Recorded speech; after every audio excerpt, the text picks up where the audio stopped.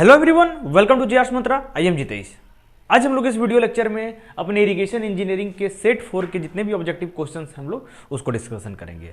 मैं उम्मीद करता हूं कि इसके पहले मैंने जो 3 वीडियो सेट अपलोड किए हैं उसको आप लोगों ने ऑलरेडी देख लिया होगा। तो चलिए हम लोग इस वीडियो लेक्चर में हम लोग अपने सेट 4 के क्वेश्चन को देखते हैं। चलिए, पहला क्वेश्चन आपके स्क्रीन पे, a hydrograph is the graph between. हमारा ये जो हाइड्रोग्राफ होता है वो एक ग्राफ होता है किसके किसके बीच में। तुम्हारा ऑप्शन है, पहला option discharge in river and stage in the river के बीच में।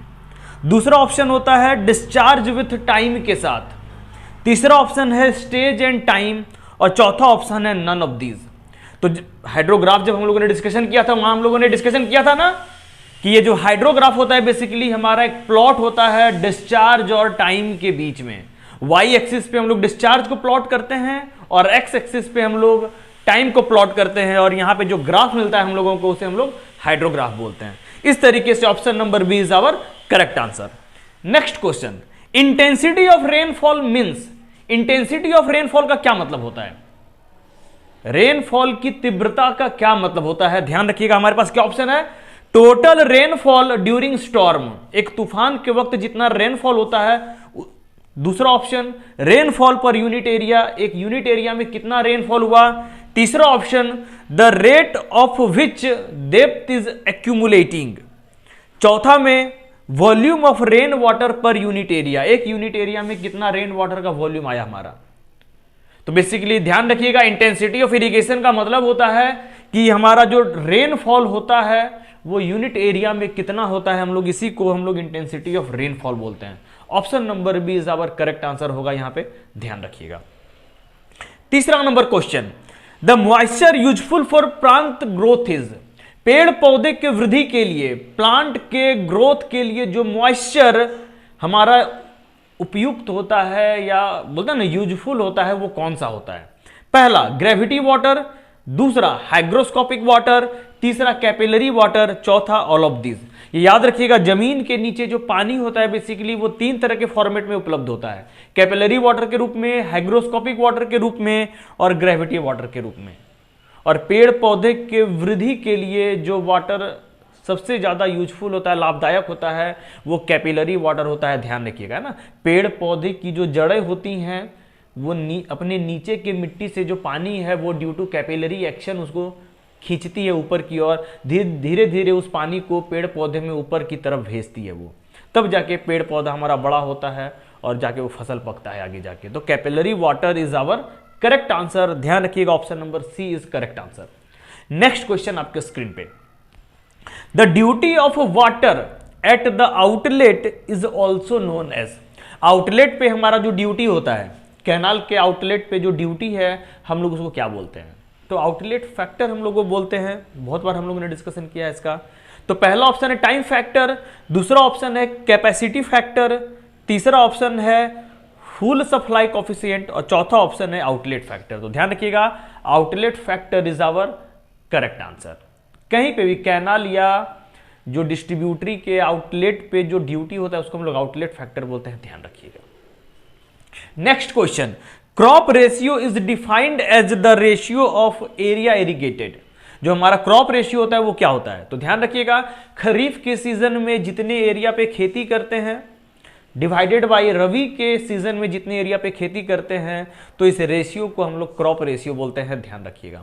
तो इस तरीके से हमारा जो आंसर होगा यहाँ पे, पहला ऑप्शन क्या है, in Rabi season to Kharif season, दूसरा option in Kharif season to Rabi season, तीसरा ऑप्शन है हमारा under perennial crop to non perennial crop. तो ऑप्शन नंबर सी तो कभी हो ही नहीं सकता है, तो कंफ्यूजन होगा ऑप्शन नंबर 1 और ऑप्शन नंबर 2 में। तो ध्यान रखिएगा, खरीफ सीजन में जो एरिया है डिवाइडेड बाई रबी सीजन में जो एरिया है, यानी option number B is our correct answer.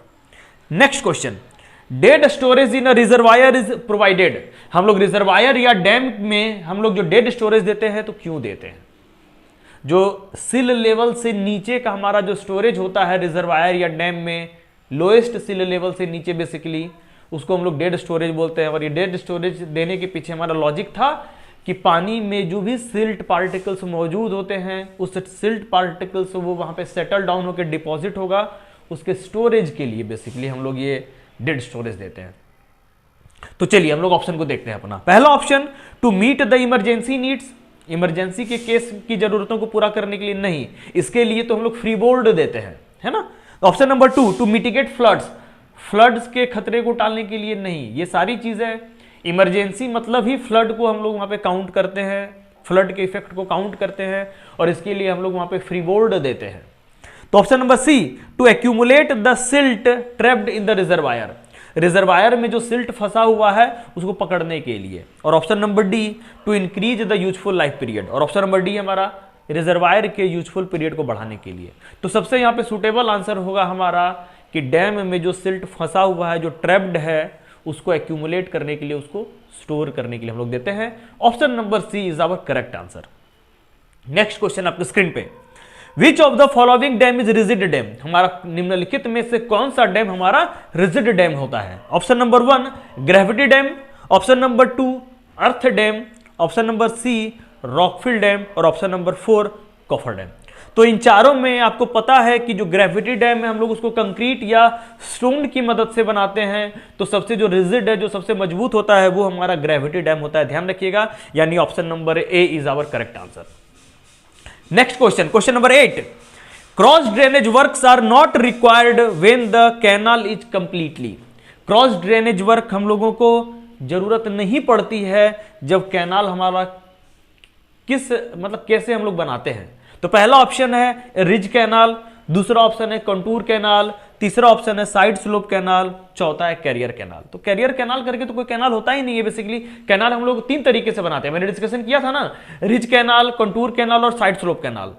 और हम लोगों ने पढ़ने के टाइम ये भी डिस्कशन किया था कि जब आप कंटूर कैनाल या साइड स्लोप कैनाल के अलोंग जब आप कैनाल को बनाएंगे तो क्रॉस ड्रेनेज वर्क को देने की आवश्यकता पड़ती ही है, और जबकि जब हम लोग रिज कैनाल के अलोंग, रिज लाइन के अलोंग जब कैनाल बनाएंगे तो हम लोगों को क्रॉस ड्रेनेज वर्क देने की आवश्यकता महसूस नहीं होती है, वहां पे जरूरत ही नहीं पड़ती है क्रॉस ड्रेनेज वर्क को देने की। तो हमारा option number A is our correct answer, that is our ridge canal, ध्यान रखिएगा। नेक्स्ट क्वेश्चन आपके स्क्रीन पे, in the siphon spillway the discharge is proportional to, हमारे साइफोन स्पिलवे के केस में हमारा जो डिस्चार्ज है वो किसके प्रोपोर्शनल होता है। पहला ऑप्शन h पे पावर 1/2, दूसरा ऑप्शन h पे पावर 5/2, तीसरा ऑप्शन h पे पावर 3/2, चौथा ऑप्शन h पे पावर 5/4। तो ध्यान रखिएगा यहां पे सबसे सुटेबल आंसर है h पे पावर 3/2। जो डिस्चार्ज होता है हमारा साइफोन स्पिलवे में वो h पे पावर 3/2 के प्रोपोर्शनल होता है, ध्यान रखिएगा।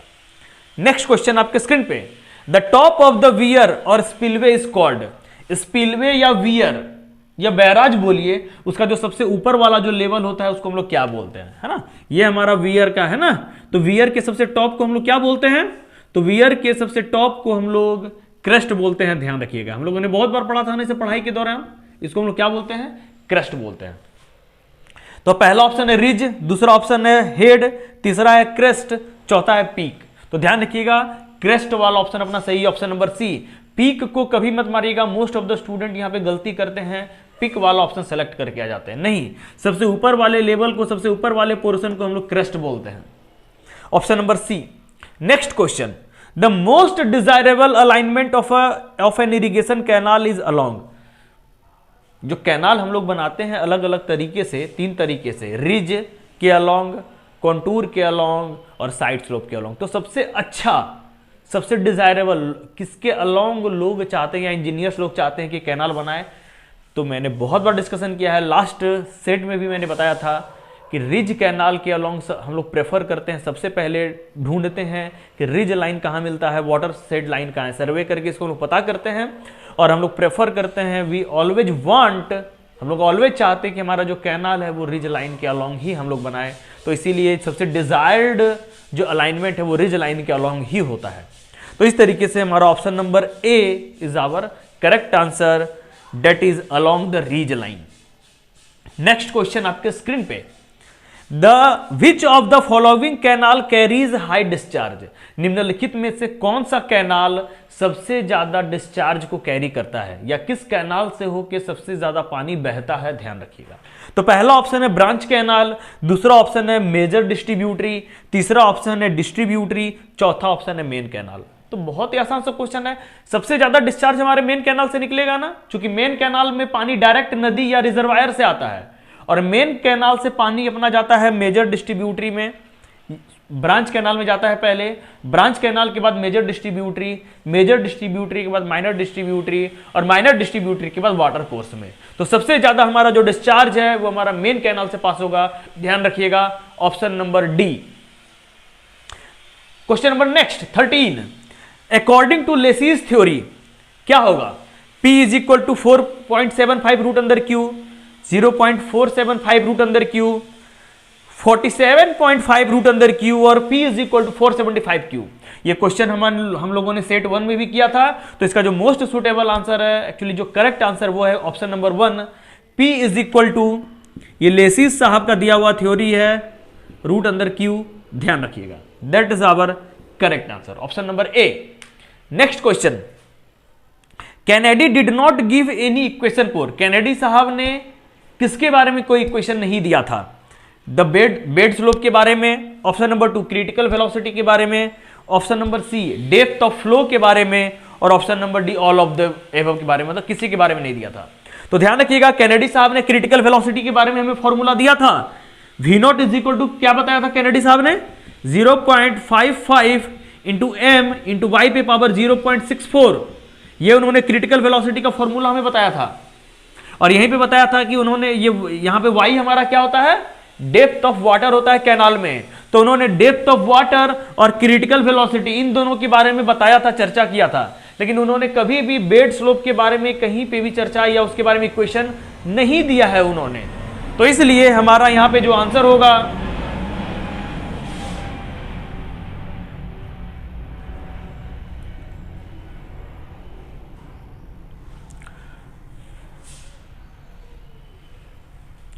इसलिए हमारा यहां पे जो आंसर होगा वो होगा option number A, that is bed slope. Bed slope के बारे में कैनेडी साहब ने कोई भी तरह का इक्वेशन वगैरह नहीं दिया था हमें।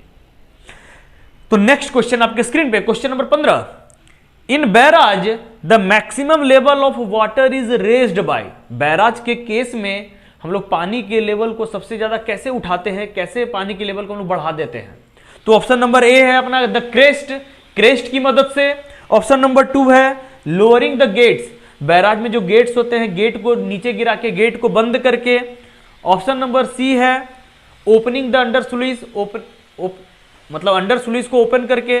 और ऑप्शन नंबर 4 है फिश लैडर। तो देखिए फिश लैडर से हमारे बैराज में वाटर के लेवल को कोई असर नहीं पड़ेगा। फिश लैडर तो हम लोग मछली को आने जाने के लिए देते हैं, खत्म। तीसरा ऑप्शन है हमारा ओपनिंग द अंडर स्लुइस, अगर अंडर स्लुइस को हम लोग ओपन कर देंगे तो अंडर स्लुइस के द्वारा पानी निकलने लगेगा, तो बैराज में पानी का लेवल घटेगा, बढ़ने की बजाय वहां पे पानी का लेवल घटने लगेगा, क्योंकि अंडर स्लुइस से पानी निकलने लगेगा हमारा। तो इसलिए ऑप्शन नंबर सी भी गलत, ऑप्शन नंबर डी भी गलत। बचता है 2 ऑप्शन, क्रेस्ट की मदद से या गेट को नीचे गिरा के। तो ध्यान रखिएगा कि बैराज में सबसे ज्यादा जो इंपॉर्टेंस होता है वो गेट्स का होता है। क्रेस्ट के रिस्पेक्ट में हम लोग गेट को ज्यादा इंपॉर्टेंस देते हैं। गेट को नीचे गिरा रहे हैं मतलब हम लोग बैराज में गेट को क्लोज कर रहे हैं, और जैसे जैसे गेट को क्लोज करेंगे बैराज में पानी का लेवल बढ़ते चला जाएगा, ध्यान रखिएगा। Option number B that is lowering the gates is our correct answer. Next question आपके स्क्रीन पे, the dam which resist all the external forces by its self weight, कौन सा ऐसा डैम होता है जो सभी तरह के एक्सटर्नल फोर्स को सेल्फ वेट के कारण उसका प्रतिरोध करता है या उसको रेसिस्ट करता है? तो ऑप्शन नंबर 1 है gravity dam, option number B है buttress dam, option number C है आर्च डैम, और ऑप्शन नंबर डी है अपना टिम्बर डैम। तो ध्यान रखिएगा, gravity dam is the only dam जो कि इस डैम पे जितने भी एक्सटर्नल फोर्स लगते हैं ये उन सारे फोर्स को जो बैलेंस करता है वो अपने सेल्फ वेट के कारण बैलेंस करता है। हम लोगों ने बहुत बार इस चीज का डिस्कशन किया है इस पूरे वीडियो सीरीज के दरमियान, है ना।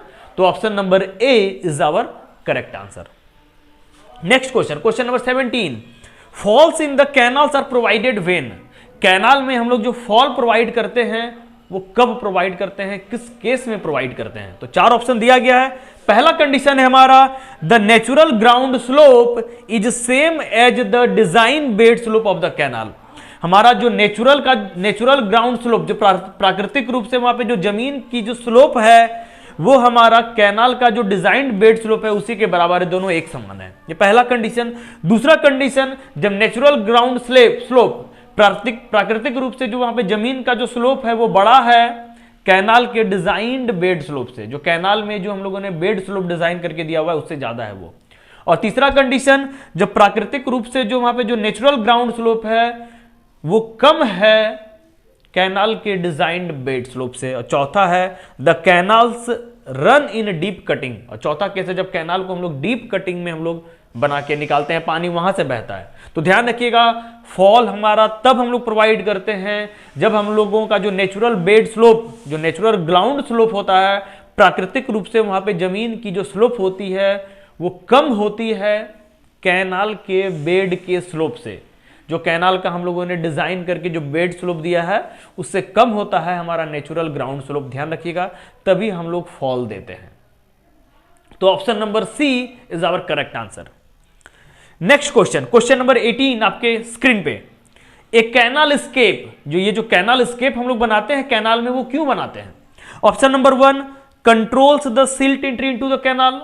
ये जो कैनाल स्केप है कैनाल में सिल्ट के एंट्री को रोकता है, सिल्ट को आने से रोकता है। दूसरा option, increases the water level into the canal. ये कैनाल में वाटर के लेवल को ऊपर उठाता है। तीसरा option, drains out the excess water. Canal में जो एक्सेस वाटर है ये उसको निकाल देता है। और option number D, none of this. तो ध्यान रखिएगा, कैनाल स्केप का काम ही है कि कैनाल में जो भी एक्सेस पानी है ये उसको निकालने का काम करता है। हम लोगों ने पहले भी बहुत बार डिस्कशन किया है, जैसे हम लोग डैम में स्पिलवे को बनाते हैं एक्सेस वाटर को निकालने के लिए, उसी प्रकार से हम लोग कैनाल में कैनाल स्केप को बनाते हैं कैनाल से एक्सेस पानी को निकालने के लिए। तो इस प्रकार से हमारा option number C is our correct answer. ध्यान रखिएगा। नेक्स्ट क्वेश्चन आपके स्क्रीन पे। The structure constructed in transverse direction to the river flow to train the flow along a certain course. The structure constructed in transverse direction to the river flow. तो river के flow के transverse direction में हम लोग जो structure बनाते हैं, यानी नदी के चौड़ाई के अलोंग, नदी के विड्थ के अलोंग हम लोग जो स्ट्रक्चर बनाते हैं ताकि to train the flow along a certain course, ताकि हम लोग फ्लो को, जो नदी में जो पानी बह रहा है उसको एक पार्टिकुलर डायरेक्शन में हम लोग उसको बहने के लिए हम लोग उसको डायरेक्शन प्रोवाइड करें। तो इसको हम लोग क्या बोलते हैं? तो ऑप्शन नंबर 1 इसको स्पर बोलते हैं। Option number B guide bank बोलते हैं। ऑप्शन नंबर सी हम लोग बेल्स बंड बोलते हैं। और ऑप्शन नंबर डी हम लोग आइलैंड बोलते हैं। आइलैंड तो कंप्लीट एक डिफरेंट चीज है। आइलैंड मतलब क्या? पानी में जो छोटा सा एक टापू तरह का जगह बना हुआ होता है गाद वगैरह के जमने से, तो ये तो आइलैंड होगा नहीं। गाइड बैंक क्या होता है? गाइड बैंक हम लोग पानी के बहाव के पैरेलल डायरेक्शन में बनाते हैं। हम लोग पानी के बहाव के परपेंडिकुलर डायरेक्शन या ट्रांसवर्स डायरेक्शन में नहीं बनाते हैं, तो गाइड बैंक भी नहीं होगा, क्योंकि गाइड बैंक नदी में जो पानी बहता है उसके पैरेलल डायरेक्शन में बनाते हैं। तो गाइड बैंक भी ऑप्शन खत्म। ऑप्शन नंबर सी है हमारा बेल बंड्स। बंड बेसिकली क्या होता है? पानी को स्टोर करने के लिए हम लोग एक जगह को बनाते हैं। तो बंड तो कंप्लीटली डिफरेंट चीज हो गया। और हमारा है स्पर। ध्यान रखिएगा, स्पर ही एक ऐसा स्ट्रक्चर होता है जो कि नदी के पानी के बहने के हम लोग 90 डिग्री में यानी ट्रांसवर्स डायरेक्शन में बनाते हैं, ताकि जो बहते हुए पानी को प्रॉपर एक उसको ट्रेन किया जा सके एक डायरेक्शन में बहने के लिए। तो option number A is our correct answer. Next question यानी कि लास्ट क्वेश्चन आपके स्क्रीन पे। The cross drainage work in which the canal water and the drainage water are permitted to intermingle with each other. ऐसा cross drainage work जिसमें कि canal का पानी और जो नदी का पानी यानी ड्रेनेज के पानी को एक दूसरे से मिलने की परमिशन दी जाती है, वो परमिटेड होता है कि वो मिले। तो ध्यान रखिएगा, ऑप्शन नंबर ए हमारा यहां पे क्या है? एक्वीडक्ट। एक्वीडक्ट हम लोग कब देते हैं? जब कैनाल का पानी ड्रेनेज के पानी के ऊपर से बहे, यानी कैनाल का पानी का लेवल ऊपर ड्रेनेज के पानी के रिस्पेक्ट में। Option number 2 siphon aqueduct. Siphon aqueduct भी हमारा एक्वीडक्ट के तरह ही होता है। बेसिक डिफरेंस ये होता है कि इसमें जो नदी का जो HFL होता है वो हमारे कैनाल के का जो बेड लेवल है उससे थोड़ा सा ऊपर होता है। तो बेसिकली ध्यान रखिएगा, एक्वीडक्ट और साइफन एक्वीडक्ट हम लोग तब बनाते हैं जब कैनाल को ड्रेनेज के ऊपर से बहाना हो, उसको पास कराना हो। Option number C, super passage. Super passage हम लोग तब बनाते हैं जब कैनाल को नदी के नीचे से बहाना हो, कैनाल को ड्रेनेज के नीचे से पास कराना हो, तब हम लोग सुपर पासेज या कैनाल साइफन बनाते हैं। और ऑप्शन नंबर डी, जब कैनाल और ड्रेनेज, कैनाल या नदी एक ही लेवल पे हो तो उन दो तो पानी को मिक्स करके एक दूसरे के डायरेक्शन में भेजने के लिए हम लोग इनलेट आउटलेट या लेवल क्रॉसिंग बनाते हैं। ध्यान रखिएगा, वहां पे नदी और कैनाल का पानी एक दूसरे से मिलता है, फिर उन दोनों के पानी को हम लोग सेग्रीगेट करके वो अलग अलग डायरेक्शन में भेजते हैं। तो इसके लिए हम लोग दो तरह के स्ट्रक्चर को बनाते हैं, इनलेट आउटलेट या फिर लेवल क्रॉसिंग। ध्यान रखिएगा, तीन तरह का क्रॉस ड्रेनेज वर्क का कंडीशन, तीनों तरह का अलग अलग स्ट्रक्चर मैंने डिस्कस किया। पहला कंडीशन, जब कैनाल का पानी नदी के पानी से ऊपर बहे तो एक्वीडक्ट और साइफन एक्वीडक्ट। दूसरा कंडीशन, जब कैनाल का पानी नदी के पानी के नीचे से बहे तो उसमें हम लोग क्या बनाएंगे, सुपर पासेस या कैनाल साइफन बनाते हैं। और तीसरा कंडीशन, जब नदी का पानी और कैनाल का पानी एक ही लेवल में एक दूसरे को क्रॉस करे तो हम लोग दो तरह के स्ट्रक्चर को बनाते हैं, इनलेट एंड आउटलेट और लेवल क्रॉसिंग। ध्यान रखिएगा, तो option number D is our correct answer. Hopeful कि इस सीरीज में जो भी हम लोगों ने क्वेश्चन कराया उससे आपको बेनिफिट्स हो रहेंगे और आपको अच्छे से इस सीरीज समझ में आ रहा होगा। तो चलिए हम लोग नेक्स्ट वीडियो लेक्चर में हम लोग अपने नेक्स्ट सेट के क्वेश्चंस के साथ मिलते हैं। Thank you.